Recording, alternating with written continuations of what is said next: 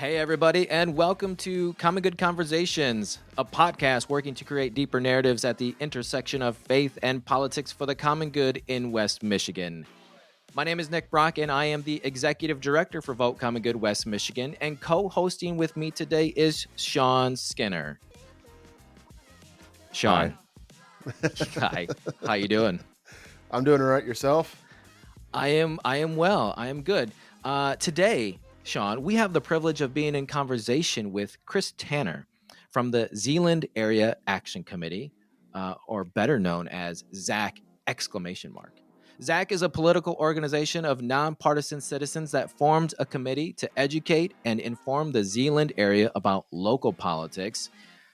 And more specifically, and this is what my guess here, Ottawa Impact. But before we get to Chris and talking about the Zeeland Area Action Committee, Shawn, we need to banter a bit for like 3 to 5 minutes because that's what my note says, and that's what podcasts do for the first few minutes. And you're very by the book. If you wrote it down, it must happen.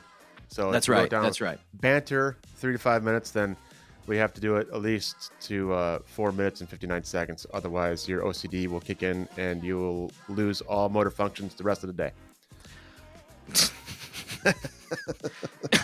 Excuse me. Yes.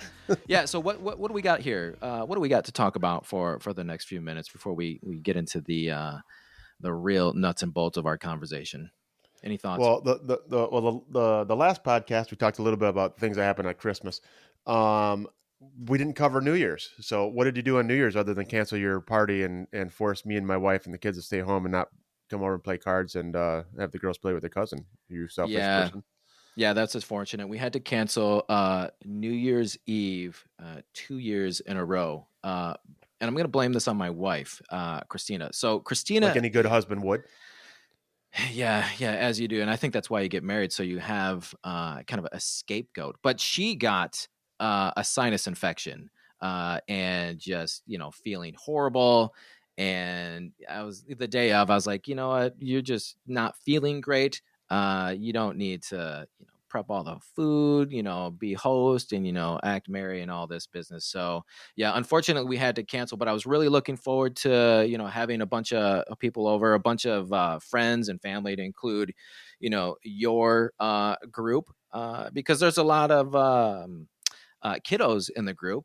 And so I know that they all like having fun together. And then, the adults, we can have our adult beverages and, I don't drink adult beverages.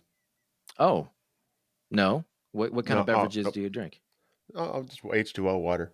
Just H2O. Oh, but that would that doesn't seem to fit with the row of bourbon that is stacked behind your head there. That's the wife's. Oh, that's she has the a wife's problem. So I know that the listener cannot see this, but listener, you're just gonna have to visualize behind you 1, 2, 3, 4 rows of about I don't know, maybe 5 feet long of really organized bottles of bourbon, some full, some all the way down to the bottom, and some are expensive and less expensive. So let's answer this question. What is the most expensive bottle that you have right now? Where is it? I know I got pretty. I think it's the cigar blend Joseph Magnus at about $200 a bottle. Oh, okay. I want to say there's another one up there that might be a little bit more, but I can't think of what it might be. Well, $200 is a pretty good price. And what's the bottom? What's a bottom dollar one for you? Oh, a bottom dollar one? Yeah. As far as just cheap goes or cheaper? Oh, we got Evan Williams single barrel. It goes for about $30, or the Buffalo Trace. That's about the same. Of course, nowadays it's hard to find Buffalo Trace, and they're kind of hiking the prices up on that just because everybody keeps buying it, and supply and demand. Supply and demand. Yep. I've got a bit of Knob Creek here in my little podcast office, and I also have a cigar humidor that I got for Christmas. Oh, So, nice. I got one of those floating around somewhere. yeah, you should put that together. All right. Bourbons and cigars. I mean, that's something that Shawn and I do outside of this podcast, and hopefully we can do it real soon. Um, Absolutely. let me clear my voice.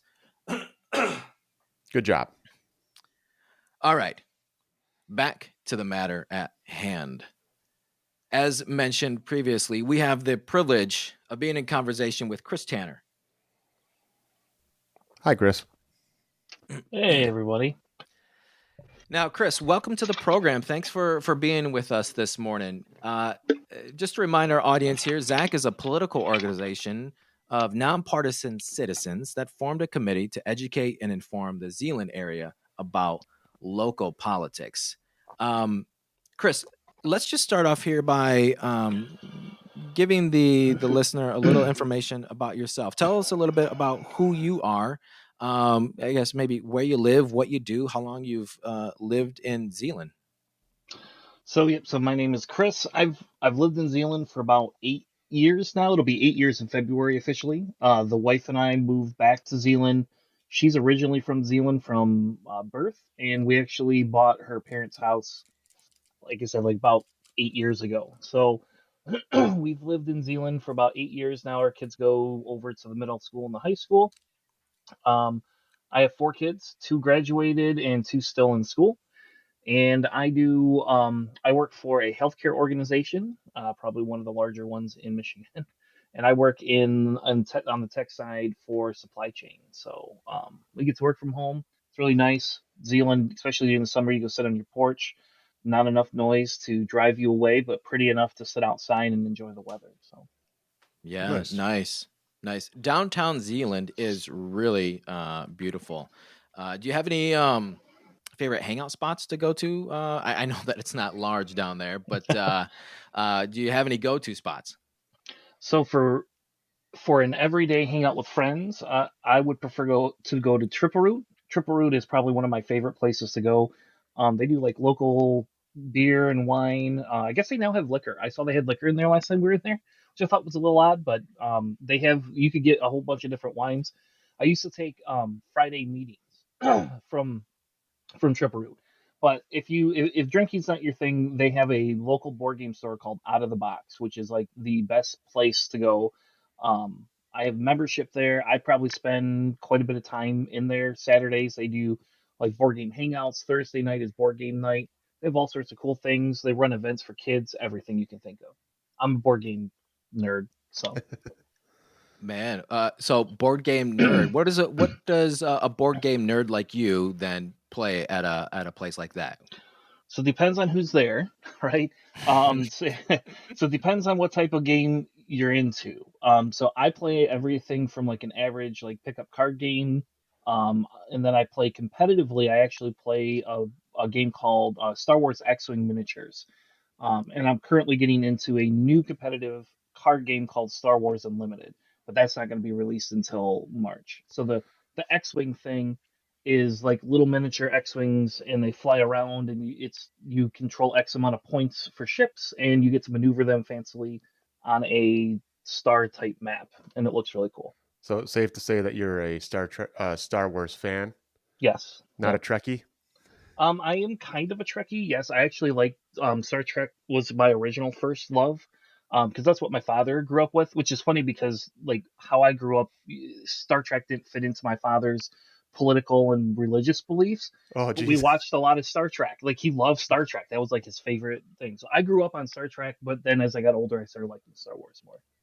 Gotcha. Hold on, you just kind of blew my mind a second. So I got two things, Chris. When you said Star Wars, Shawn's face lit up. Like he's literally just beaming here. He has this huge grin because Shawn is a kind of a Star Wars nerd, as I understand. But then I'm a little geeky. I was almost going to wear my Metalhead R2D2 C3PO shirt this morning, and I chose not to. Yeah, there we go. Yep. oh, where does that? That's a water bottle with. Is that Boba Boba Fett. Fett? Yeah. Oh yeah. Yeah. Get it Surprised together. I didn't know Nick. that. And I'm Come on. a Star Wars guy. Is it young Boba Fett or old Boba Fett? How about that? I think that's young. No, it's the old Boba Fett. Is it old? Yeah. Well, I blame that on the camera. It's hard to get the little details. Yeah, the details are hard there when we're talking about Star Wars. Chris, the thing that you said about your stepdad was it was stepdad, correct? No, just my biological dad. Okay, your biological dad he was more into Star Trek because it was, or like Star Wars did not align with his religious views. Is that how you said that? So no, Star Trek actually didn't align with his religious views. So I grew up in a very conservative um Christian household, which is typical for West Michigan, right? It's a typical thing. But we grew up. My father was on the far right spectrum. Like I grew up listening to Rush Limbaugh before he was Rush Limbaugh popular.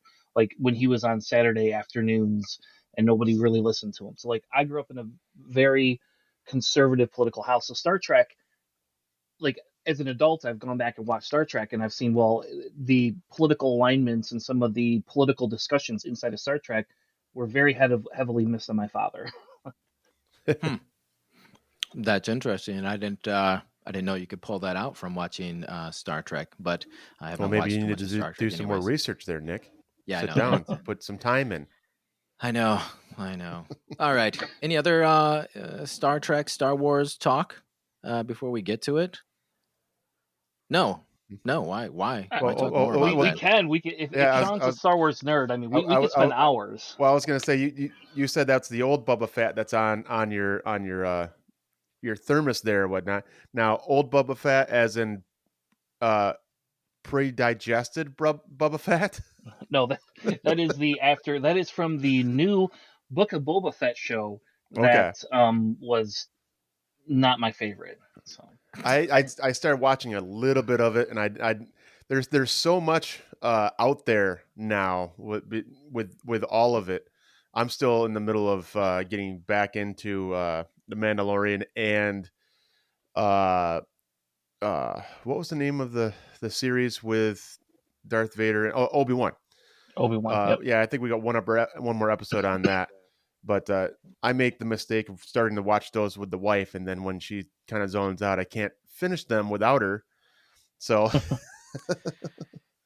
Oh boy. Well, this was my own fault. I'm sorry, yeah, you did everybody, it. for having to get into this Well, conversation. come on, we Though, talk politics all the time, and really, Star Wars, Star Trek, they're very politically, especially Star Wars. You know, there's a lot of cross reference you can go with our politics nowadays, and what happened with the Empire and everything else, and the First Order, and and all that. That's a whole yes. episode unto itself. That'd be a fun one. Yeah. Speaking of the new Empire, let's talk about Ottawa Impact. Ottawa Impact, Chris, as you know, they've been in leadership now for just over a year, and during that time, they've made a lot of controversial decisions, and a lot of these decisions have led to lawsuits. So, some of these decisions included firing the previous county administrator, John Shea, and replacing him with John Gibbs, and then also getting rid of the former corporation counsel of Mr. Van Essen, and then replacing him with Coleman Legal Group. They've also attempted to demote the county health officer, Adeline Hambley, who has been rightly named the health officer. Eliminating the county's diversity, equity, and inclusion office, and then making deep cuts to the health department's operating budget. And then even more recently, negotiating a settlement allegedly at $4 million to have her resign from her position. And then these lawsuits have followed from the health department, from a local pastor about religious discrimination. There's one about age discrimination for the hiring process. And then, one of the very first ones was a lawsuit alleging violations for the Open Meetings Act. So a lot of this has gone on. The listener can find all of this in a more succinct area in the Holland Sentinel, they've created a timeline of what's gone on because a lot has gone on. So, Chris, my question to you in regard to ZAAC is, out of all of these things that have happened, what has compelled ZAAC the most to move in the political space over the past year and to make change in 24? What thing compelled the organization to come together? Well, that's kind of funny you say that, because our forming happened essentially the very very beginning happened about in January and February, at the same time that they started making all those changes. So originally I was going to a meeting for Larry Jackson to kind of as he was starting his campaigns beginning of 2023, and after they had all these changes last year, that meeting ended up turning into a, hey, hold on, we didn't know these people were this bad. And it's some of it's kind of shame on us as the people, right? Because we haven't gone out and done the research. You do all the research for the big politics, right? Like, we all know there's a Trump, we all know that there's a Biden, we know there was a Clinton, that type of a thing. But not everybody researches your local politics. Um, and so back in January, some of us that went to this Larry Jackson meeting, and we all had a conversation about what are we going to do in our district, because our district signed on to the Ottawa Impact pack, I guess, like whatever their little signature thing is. And I think that was an eye opener. All of a sudden, everybody's like, "Hey, hold on a second! Like, these people just made some pretty insanely crazy changes. Yeah, Why?" Chris, what can you define that a little bit more? Like how your district signed on to Ottawa Impact. What do you mean by that? So the way Ottawa is ran is by Ottawa County Commissioners, right? And so every district gets their own commissioner. You go vote on your commissioner. And typically, commissioners in the past have been pretty apolitical. They've never been a very political bunch. They're just here to kind of serve the people. And if people don't know, what commissioners do is they help regulate all the different common city and county laws that we have. So, for example, the city council that they use for lawsuits, the health administrator and the health department, and who they select, that's all chosen by the county commissioner. So our district had Jacob Bonema, and he'd been the county commissioner, I think, once or twice before. And he actually lives right down the street from me. I've met him before. He was a pretty nice guy to meet in person. But after we found out what Ottawa Impact was trying to accomplish and what they're starting to claim, and that he had signed this behind doors contract that nobody knew about before we went and voted for him, that kind of made us all have some pause and say, hey, we need to kind of come together and talk about what needs to be done. Um, and so there's a book called Politics is for Power, and it's by Ethan Hirsch. I think that's how you say his last name, Hersh. And there was some founding members of ZAAC that actually had read that book and said, hey, how do we start a campaign? How do we start something to get rid of these Ottawa Impact people that have now infected our county? Hmm. And so we all met at that group meeting, and then Tom, Linda, Beth, and Jeff all said, "Hey, we have some space. Who wants to come together and talk about what we can do to make some changes?" Yeah, just a point of clarification. So, Commissioner Jacob Bonema, this is the first time as a commissioner, at least in Ottawa County, and I don't think he has any prior political experience. But Chris, what though is what would you consider most disappointing from the leadership of Ottawa Impact? Well, the I think the most disappointing is we feel the most disappointing thing is literally the amount of money that they have wasted on changes they feel would benefit the county. So, for example, they spent time and effort changing the slogan of the county, and there was not really a reason for that to happen.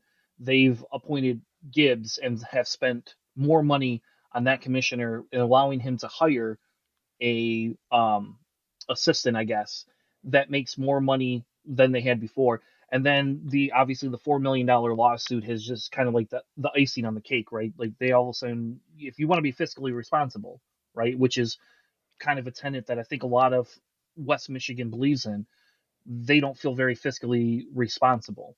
Um, so a lot of the big thing is ensuring that we as a community are able to talk about and to kind of see some of the behind the doors things. So what they're doing is making changes and then saying, here, you guys should just accept these changes. And they aren't doing it based on what the county is good for the county. They're doing it based on personal agenda. Mm-hmm. Now, a post from the excuse me, I gotta get rid of this. There we go. A post from the ZAAC Facebook page mentions that the committee values these things. Number one, responsible governance, ethical conduct, and what you've hit on a little bit already, fiscal responsibility and transparency. I wonder, I'm going to kick this conversation a bit to Shawn. Like these things, responsible governance, ethical conduct, fiscal responsibility, and transparency. When I hear those things, I think that Sounds like those common are, sense to me. yeah, common sense things, but also, a platform that the Republicans have ran on a lot before. What do you pick up, Shawn, when you hear those things? Well, what do you mean by the Republicans have ran on those things? Like Honesty? responsible governance. Maybe talking about the rule of law or ethical conduct. Like the language of family values, and then there's fiscal responsibility and wanting to lower taxes for citizens and businesses and transparency. Uh, I guess my question is like, how does that feel for you?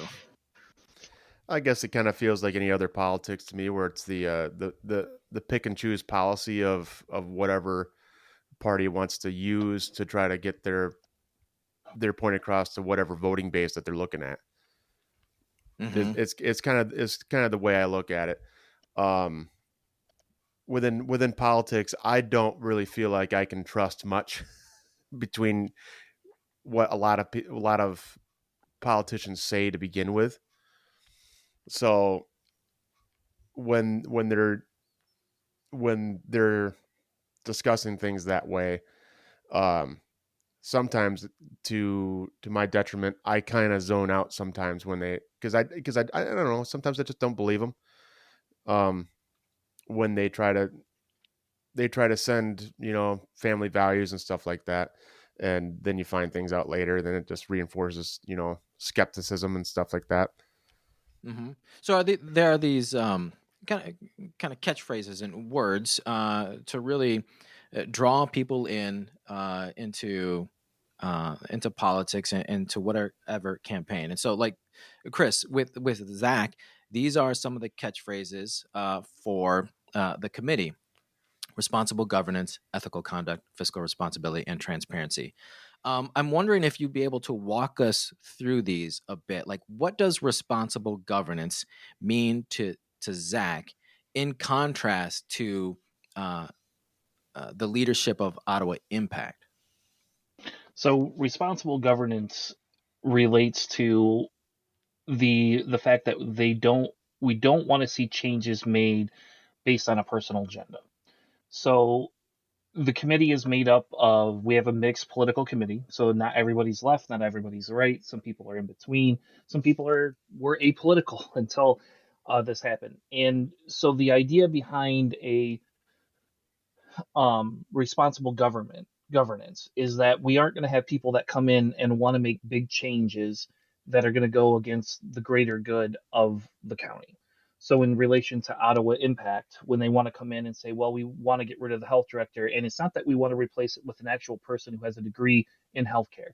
We want to replace it with Nathan Kelly, right, who is an HVAC person. And I'm sure he's a nice guy. He's probably a nice guy, but he doesn't have the experience. And what they want to do is they want to take away programs we have set up in place and defund certain programs that we have in place that help people in the county. Um, so you don't have to be left or right to want to be able to fund sex education, right? You want people to understand the benefits. You don't have to be left or right to understand that there was a virus that was out there. You don't have to accept or believe either which way, but you do know that there was a virus that went around, and the health department made their best judgment based on the information that they had that the state provided and wanted them to do, and what the national government wanted as well. And so when you come in and say, well, I think all of this is fake, I think all of this is false, and you restricted my businesses, instead of working with the current commissioners, they decided that they would all run to replace the commissioners. And now they have the ability to say, well, we want to get rid of the health director, or at least they thought they did. It hasn't proven out for them quite yet, but they want to get rid of the health director and put an HVAC guy in who has no medical experience. And so when we talk about good governance, that's not good governance. That's not doing something that's going to help the people. That's doing something that's based on your personal agenda. And that's where we all got involved and said, hey, hold on a second. So there's a big move over a return to responsible governance. And then how would you define ethical conduct? What does ZAAC want to see for ethical conduct, again, juxtaposed against Ottawa Impact? Honesty. How about this? Like, just honesty. Like, we want ethical conduct. We want honesty. We want people to come into the government that's going to say, here's an open door. Come ask us questions. Come talk to us. Let's not try to be sneaky about things. Let's not try and shut commissioners down. The other piece of that ethical conduct is there's how many counties, small little districts inside of Ottawa County, right? And every commissioner should get a fair share to sit on the different boards.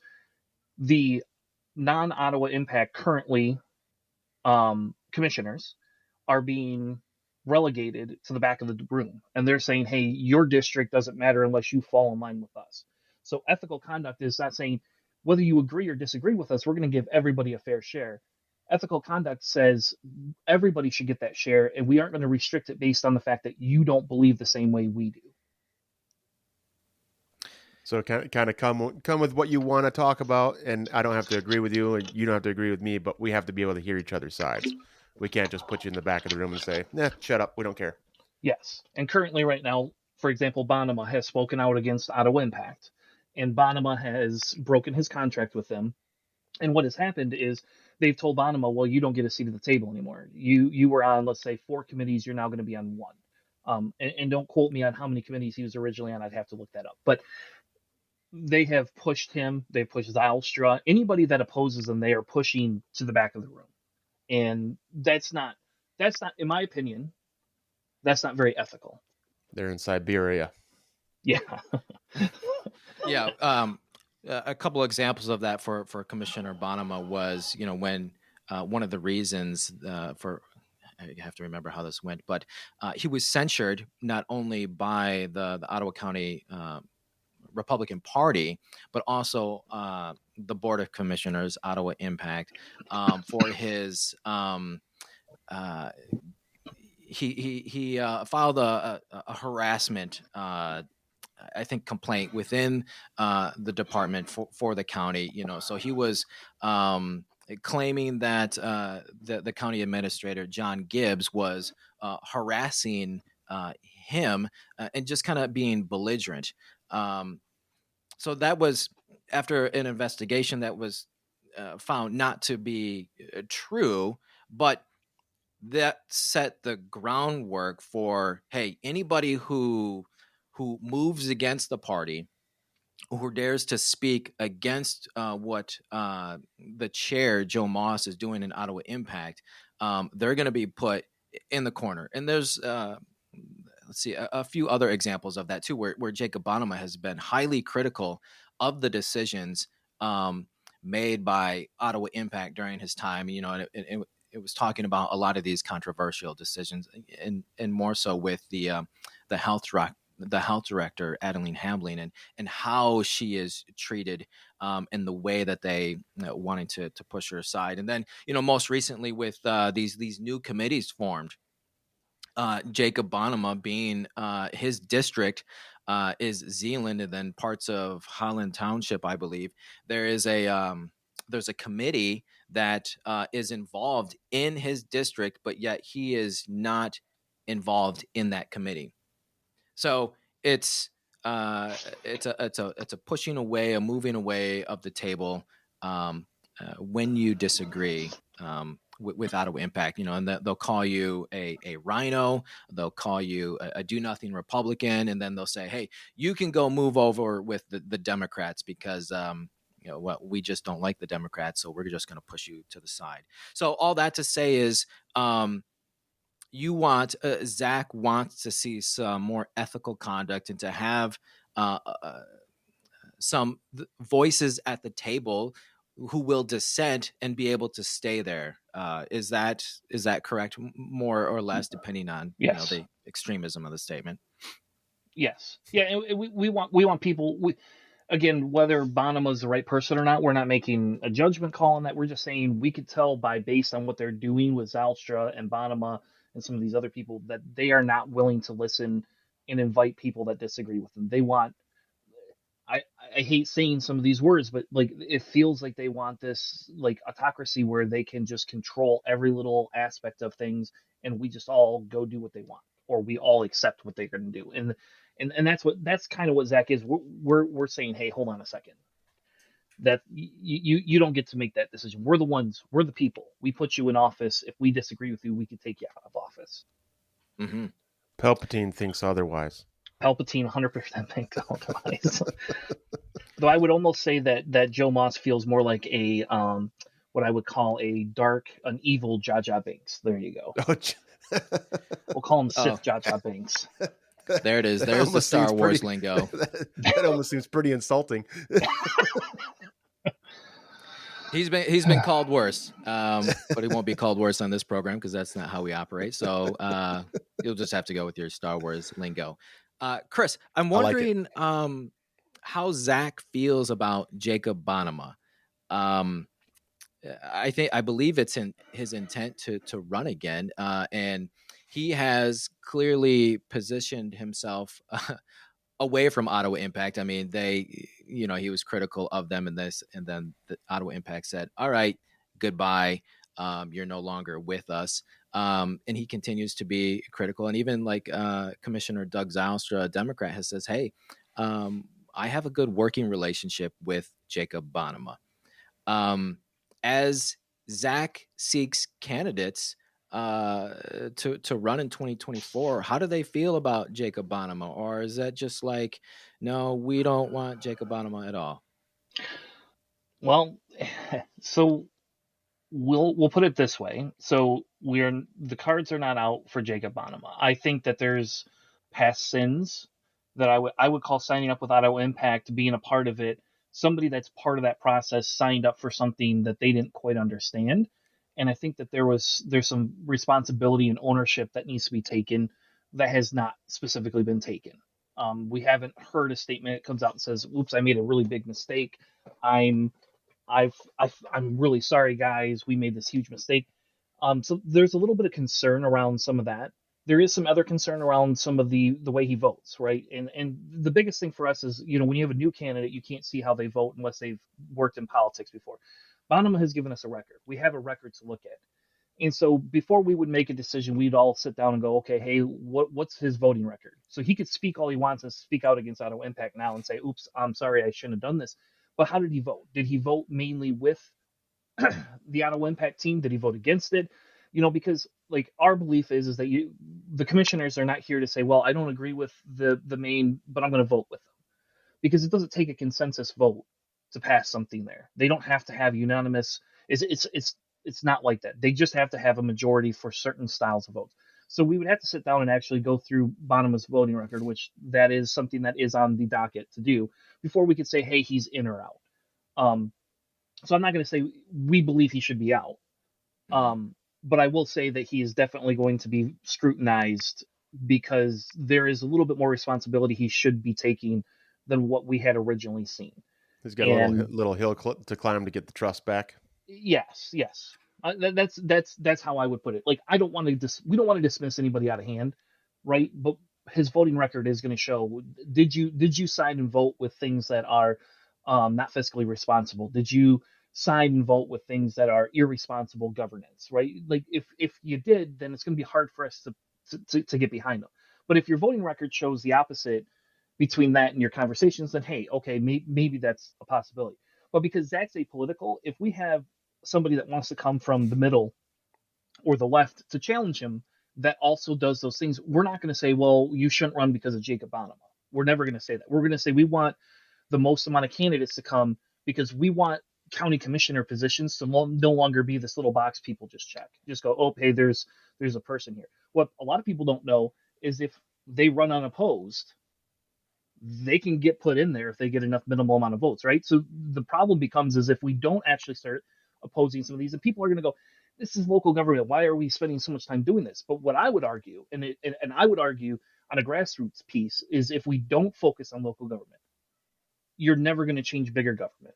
Yeah, the bigger government comes from the local roots a little bit. A tree doesn't just appear. Yeah, it has to grow from a seed. And I get challenged a lot in my friends group. There's a lot of people that will go, well, I don't know. I don't vote in local elections because I don't know half these people. So that's another failing inside of our community is we don't have a way of promoting or talking about these type of things for everybody. So the one, how about this? We always talk about like negative things and what is Ottawa Impact done that's negative. Ottawa Impact has a positive effect on promoting local government. People now want to get involved because they don't like what's going on, and that's actually that. It's sad that it took us this point to come here, but it's kind of the same thing when Trump got into office. A lot of Republicans were like, "Hey, hold on a second, we don't agree with how you talk, some of the things you say," and now you're seeing the divide in the Republican Party because traditional classical Republicans are like, "Hey, hold on a second, this is a little too extreme for us. We don't want this." And a lot of people, it comes from people just not paying attention, just floating. And I would say is, hey, you can't control large politics as easily, right? Like our national political stage is made up of two main parties. If you ever want to change that, you got to start getting involved locally. Let's change local politics because then they'll change state politics, and then eventually it's going to get national. Because if our state all of a sudden went to, let's say, ranked choice voting or something like that, where all of a sudden you had more parties involved, if enough states did that, nationally it would get recognized. But you can't do that unless you start doing it at the local level. Yeah. The local level is really important. As you make the point of, a lot of people are getting involved, and sometimes it takes big things for people to take notice, whether good or bad. An Ottawa Impact being on that side of making a big splash and getting people to take notice, and then forming political groups to make changes that they want to see during the election cycle, specifically in 2024. Now, Chris, ZAAC calls itself, or at least you did, like a mixed political community. How would you support that notion? Because what I would say, how I would push back on that, at least from what Ottawa Impact might say, or their supporters, is that, hey, all these groups that oppose us, if you look closely at them, there are people who belong to the Democratic Party in Ottawa County, or they're like people, actors or activists on behalf of the Dems. So all roads lead back to the Democratic Party. So this term nonpartisan, even we've heard multi-partisan and like mixed political community, they would go, no, that's not true. There's something else hiding. So how would you counter that? How does ZAAC counter that and say, no, look, we've got people here from, across the aisle and different areas as much as we can represent in the community? Well, one of the big things is the two of the big things. One of the big things is we're an open organization, right? So we've openly gone out of our way to create a presence to say, hey, this is what happens behind closed doors, right? These are the people that are part of the steering committee for ZAAC. For example, one of the people in the steering committee solely voted Republican until Trump and Ottawa Impact. They were they were staunch into the Republican Party, and yet they are a big part of our steering committee, right? And some of these changes, we'd say, hey, the problem is Ottawa Impact is that you aren't the Republican Party. You are a large minority that has tried to take over. Not everybody believes in the strict, we should never wear masks. Not everybody believes in the, well, let's hire non-qualified people. The Republican Party has never, in my experience, for the most part, outside of maybe a national political stage, they don't seek out unqualified individuals. And here we have commissioners, which don't have to be specifically qualified, but the changes that they're asking for, again, the health director is a big one. They want to put an unqualified person in there. And so when you ask, well, how do we prove transparent, or how do we prove bipartisanship, is the fact that we're willing to work with the table. If I was a Democrat, right? If our group was just solely Democrat, we would immediately say, hey, Bottom, you're out. Well, we don't even want to have a conversation with you. We don't want you on the table. We're going to throw somebody against you, running against you, that is just a Democrat, and we're going to throw all our funds, all our support, and all our backing into that. And that's just not what we're doing. We're not doing that. You can go through our Facebook posts, you can message us, you can come talk to us at any of our events, and you will see that, yes, some of the people in the group lean left, some of the people in the group lean right. But our big goal is that we don't actually care whether it's a left or right candidate. We care that the candidate themselves promotes the values that we feel represent our community. And a lot of it goes back to just the same thing as, like, a lot of people will go, well, how can you, if you're this, you're going to be an anti-church person, you're not going to believe in religion if you're an atheist. And it's like, that's just not true. What people want is, what is good for the people? What is the moral overall good? How do we get there? And the moral of overall good is what we're looking to create, whether it's a left or a right thing. And that is the polarizing part. And Trump has made that a big platform piece. He did, was this polarization between the left and the right. We had a divide, but we all did work together before.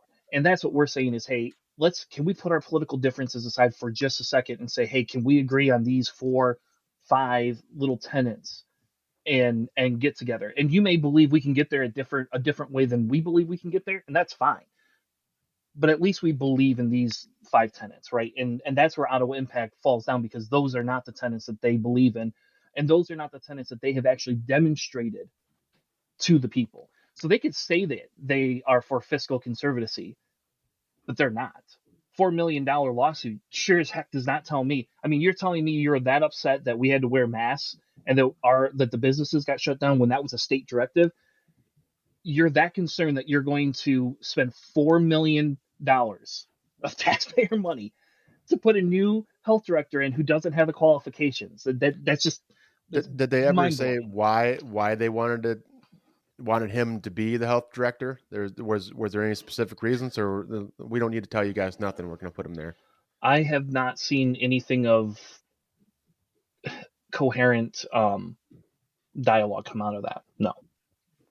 Yeah, I would posit that it's more of a reaction against what the previous health department under Lisa Stefanowski did during COVID. So it's more a reaction of, they do not want somebody who will abide by what the Governor Whitmer, the Democratic governor, wants, and then the Democratic kind of appointed leadership for the Michigan Department of Health. So they want somebody who will refuse to just comply to mask mandates and things like that, and just this overall having this kind of top down leadership style for Trickle a down? health department.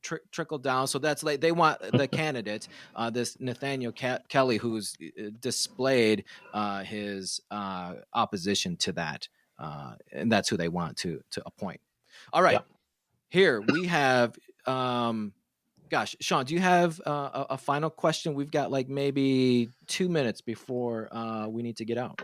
Not off the top of my head, because I think I just threw the one that I had snooping around in my head for the podcast, being the did they ever give a reason why they wanted this particular person in this position and everything.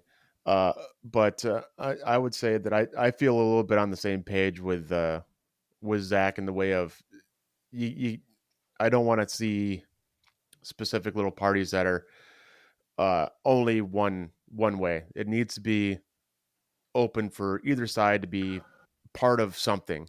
Because if you don't get both sides talking or working together, or even just communicating together, I don't think there's a way to move out of the separation that the entire country has right now.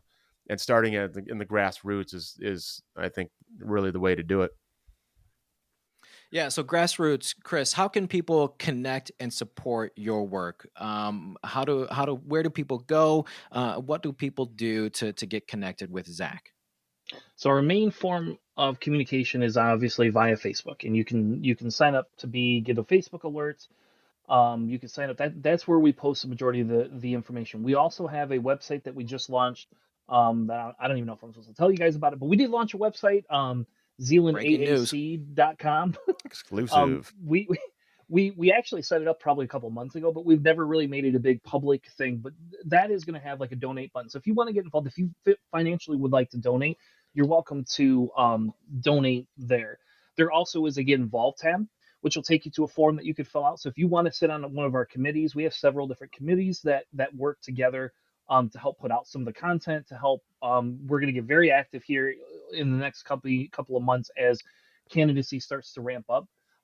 As I'm saying, we don't pick a specific candidate. We just evaluate the candidates that are coming. So like if Shawn wanted to run, we wouldn't go, here, Shawn, here's $500,000. Come run in District 4, right? I'll Well, I take don't it. even know if you live in District 4, but if you lived in District 4, come run in For District $4 million. 4. I'll run. I'll move. All right. I will move. But what we do is we're going to sit down and say, okay, hey, let's sit down and talk with the candidate. Let's see if your values align, and then we can start giving positive promotion for it.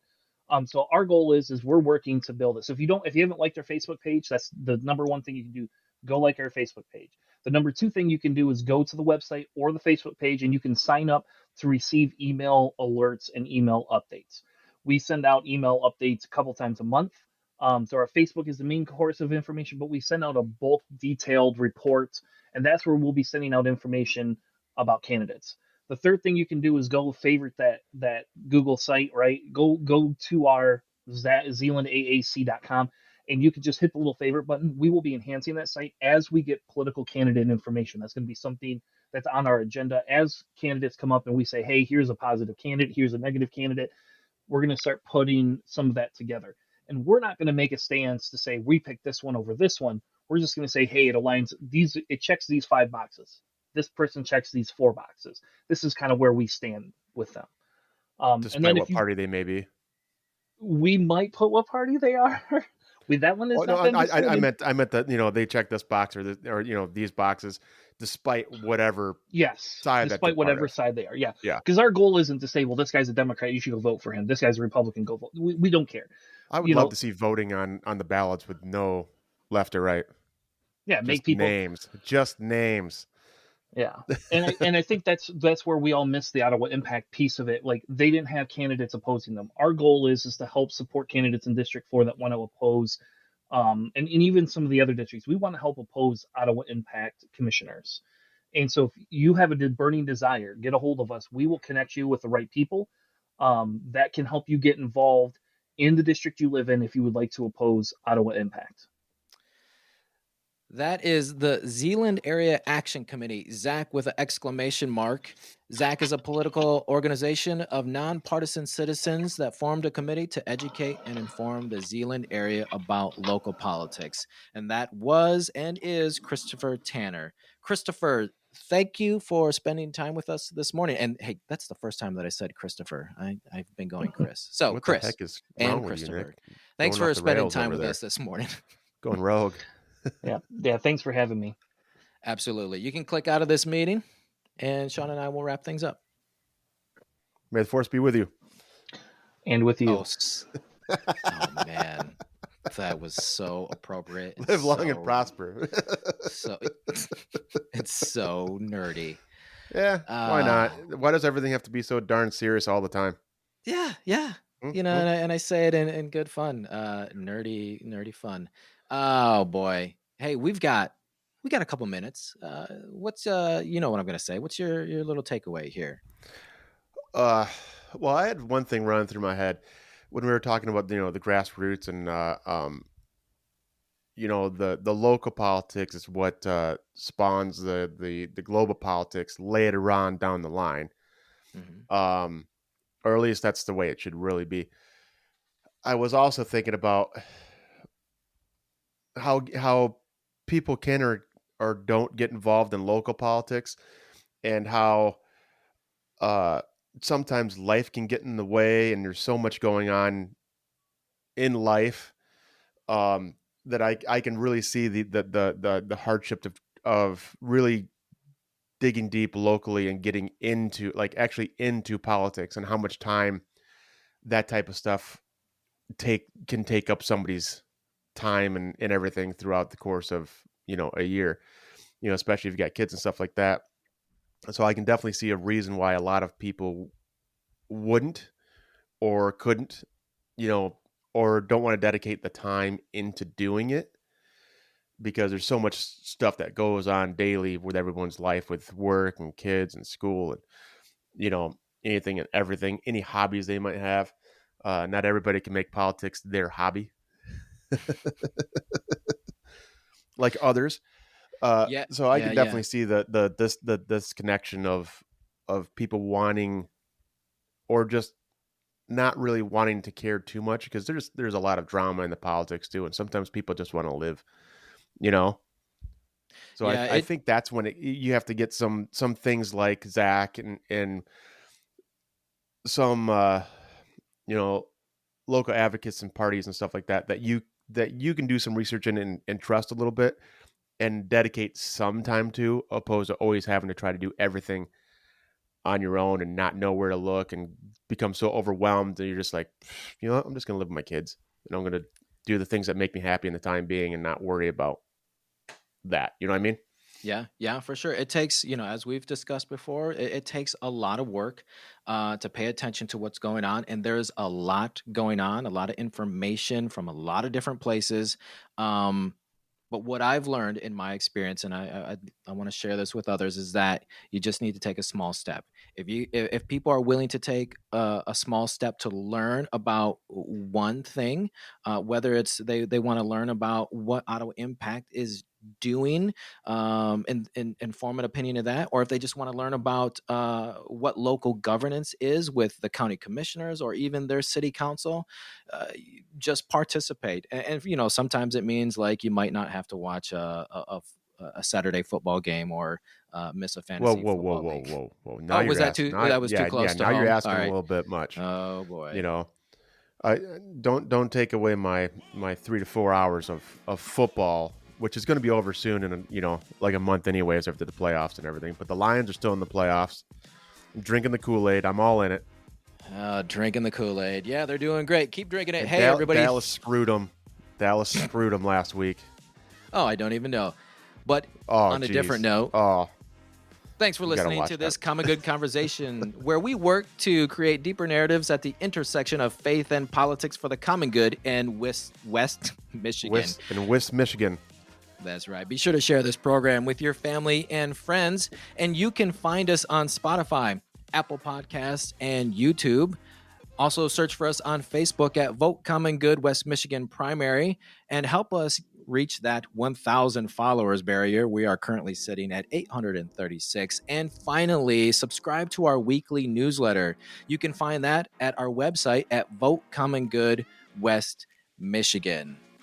Till next time, friends, where we can talk about all things good and maybe some football. See you later. Or Star Wars. See you guys. Do do do do do do do.